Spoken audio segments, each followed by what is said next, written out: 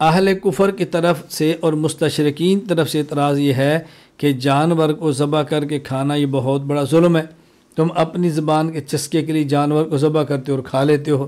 جواب سماعت فرمائیں، ہم کہتے ہیں قرآن کریم سورۃ البقرہ آیت نمبر 29، هو الذی خلق لکم ما فی الارض جمیعا، اللہ نے تو تمام چیزوں کو انسان کے لیے پیدا کیا ہے۔ سورۃ النحل آیت نمبر 61، وَلَوْ يُؤَاخِذُ اللَّهُ النَّاسَ بِظُلْمِهِمْ مَا تَرَكَ عَلَيْهَا مِن دَابَّةٍ، اگر اللہ تعالیٰ انسان کے گناہوں کی وجہ سے انسان کی پکڑ شروع کرے تو زمین پر ایک جانور بھی زندہ نہ چھوڑے۔ کیوں؟ اس لیے کہ جانور تو انسان کے لیے تھا، جب انسان کو نہیں رکھنا تو جانور کو کیوں رکھیں گے؟ سورۃ الفاتر صفحہ نمبر آیت نمبر 45، وَلَوْ يُؤَاخِذُ اللَّهُ النَّاسَ بِمَا كَسَبُوا مَا تَرَكَ عَلَىٰ ظَهْرِهَا مِن دَابَّةٍ، اگر اللہ تعالیٰ انسان کے گناہوں کا مواخذہ کرے تو زمین پر کسی بھی جانور کو زندہ نہ رہنے دے۔ جواب کا خلاصہ کیا ہے؟ یہ انسان کے لیے ہے جانور، تو جب ہے ہی انسان کے لیے تو اگر انسان اس کو اپنی لذت کے لیے ذبح کر کے کھا لے تو اس میں اشکال کی بات کیا ہے؟ جواب نمبر 2، جانور کو ذبح کرتے وقت شریعت کا حکم یہ ہے کہ چھری تیز کر کے ذبح کرو تاکہ جانور کی روح آسانی سے نکلے، اس کو تکلیف نہ ہو، تو اسی وجہ سے شریعت نے رعایت کی نا تاکہ اس کے اوپر ظلم نہ ہو۔ دیکھیں صحیح مسلم کتاب الاضحیہ باب استحباب الضحیہ، حضرت عائشہ رضی اللہ تعالیٰ عنہ فرماتی ہیں ان رسول اللہ صلی اللہ علیہ وسلم امر بکبش اقرن یطأ فی سواد ویبرک فی سواد وینظر فی سواد فأتی بہ لیضحی بہ فقال لها، حضور پاک صلی اللہ علیہ وسلم فرمایا ایک مرتبہ سینگوں والا ایسا مینڈا لانے کا حکم دیا جس کے پاؤں، پیٹ اور آنکھیں سیاہ ہوں، پاؤں بھی سیاہ ہوں، پیٹ بھی سیاہ ہو، آنکھیں بھی سیاہ ہو، یعنی خوبصورت مینڈا، فرمایا اس کو لے کر آؤ۔ جب لایا گیا تو آپ نے فرمایا نبی کریم صلی اللہ علیہ وسلم، یا عائشہ حلم المدیہ، چھری کو خوب تیز کرو، ثم قال اشحذیہا بحجر، پہلے فرمایا کہ چھری کو لاؤ، پھر فرمایا چھری خوب تیز کرو، میں نے ایسے ہی کیا، ثم اخذها واخذ الکبش فازعه ثم ذبح، پھر آپ نے چھری کو لیا، اس کو لٹایا اور ذبح کیا، پھر فرمایا بسم اللہ اللہم تقبل من محمد و آل محمد و ان امت محمد ثم ضحى به، اے اللہ اس کو محمد، آل محمد اور امت محمد کی طرف سے قبول فرما لے، پھر آپ نے جانور کو ذبح کیا۔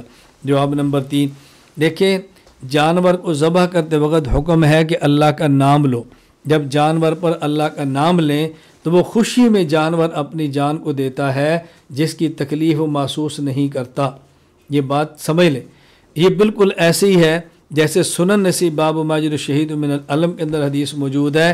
حضرت ابو ہریرہ فرماتے ہیں رسول اللہ صلی اللہ علیہ وسلم فرمایا ما یجد الشہید من مس القتل الا کما یجد احدکم من مس القرصہ، کہ جب کوئی شخص اللہ کے راستے میں جان دیتا ہے وہ اتنی سی تکلیف محسوس کرتا ہے جتنی چیونٹی کے کاٹنے کی ہوتی ہے، تو جس طرح وہ اللہ کے نام پہ قربان دیتا ہے اور جان دیتا ہے اور جھوم جاتا ہے، اسی طرح جانور جب اللہ کا نام لیا جائے وہ جانور اللہ کے نام پہ مست ہو کر اپنی جان کو دیتا ہے۔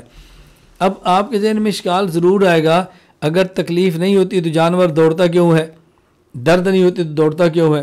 دیکھیں جب آدمی اللہ کے راستے میں جان دیتا ہے، شہید ہوتا ہے، تو ہمیں تو محسوس ہوتا ہے اس کو تکلیف ہو رہی ہے، تو حضور فرما رہے اتنی بھی نہیں ہوتی اتنی تکلیف جتنی چونٹی کے کاٹنے کی ہے۔ اس کا مطلب کیا ہے؟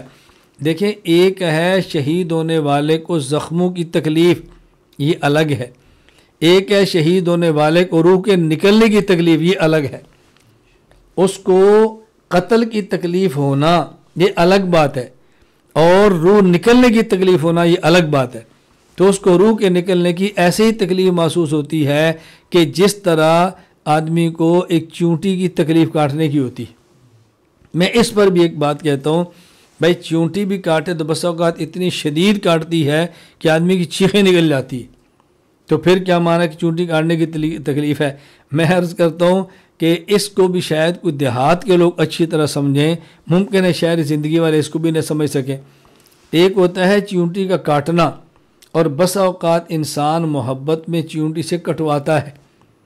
یہ ہمارے اپنے بچپن کا واقعہ، ہم خود اس طرح کیا کرتے تھے، ایک چونٹی لے لیتے اور یہاں اس چونٹی کو چھوڑتے تھے، اور ہمارے بسا اوقات چھوٹے چھوٹے بچے ہوتے، پہلے تھوڑی سی تھوک لگاتے، پھر چونٹا وہاں چھوڑتے، وہ چونٹا کاٹتا اور مزے لیتے تھے۔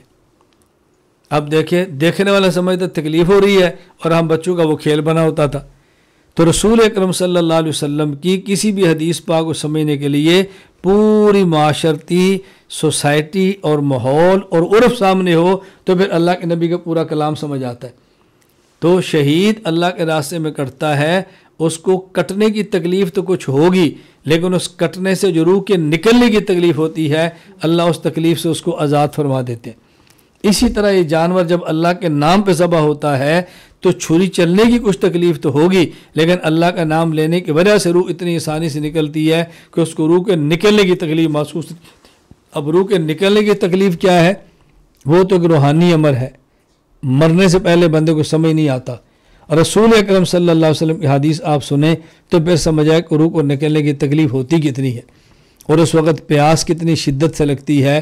سمندر پانی کے پلا دو تب بھی پیاس نہیں بجھتی، اور روح ایسے نکلتی ہے کہ بعض روایات میں اس کا خلاصہ یہ ہے کہ جس طرح کانٹوں کے اوپر آپ مل مل کا کپڑا ڈالو اور کھینچو تو کٹ جاتا ہے، اس طرح روح نکلتی ہے تو جسم سے تکلیف ہوتی ہے۔ تو وہ جو روح نکلنے کی تکلیف ہے اس سے اللہ تعالیٰ شہید کو آزاد فرما دیتے ہیں، اور جانور پر جب اللہ کا نام لیا گا تو اس تکلیف سے وہ بھی آزاد ہو جاتا ہے۔ یہ تو رحم کی دلیل ہے، ظلم کی دلیل تو نہیں ہے نا۔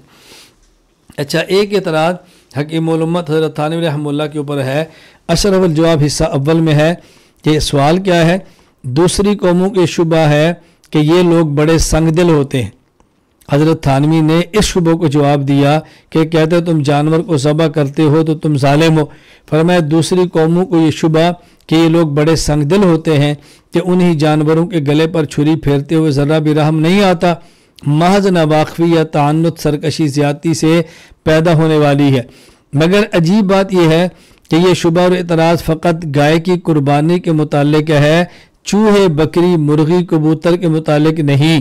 معلوم ہوتا ہے کہ دال میں کالا ہے، یعنی اس شبہ کا سبب ترحم نہیں بلکہ حمیت مذہبی ہے۔ اشکال کیا ہے؟ حضرت تھانوی رحمہ اللہ فرماتے ہیں اگر ہم گائے، اگر ہم اونٹ، اگر ہم بکری کو ذبح کریں تو تم کہتے ہو جی یہ ظالم ہے، ان کے اندر رحم نہیں ہے، اپنے لذت کے لیے انہیں جانور ذبح کر دیا۔ تو حضرت فرماتے ہیں یہ اعتراض ہماری قربانی پر ہے، تو جب تم بکری خود کھاتے ہو بازار میں تو اعتراض کیوں نہیں؟ جب چکن کھاتے ہو تو اعتراض کیوں نہیں؟ کبوتر کے شوربے پیتے ہو تو اعتراض کیوں نہیں؟ حتیٰ کہ جب تم چوہے کھاتے ہو تو اعتراض کیوں نہیں؟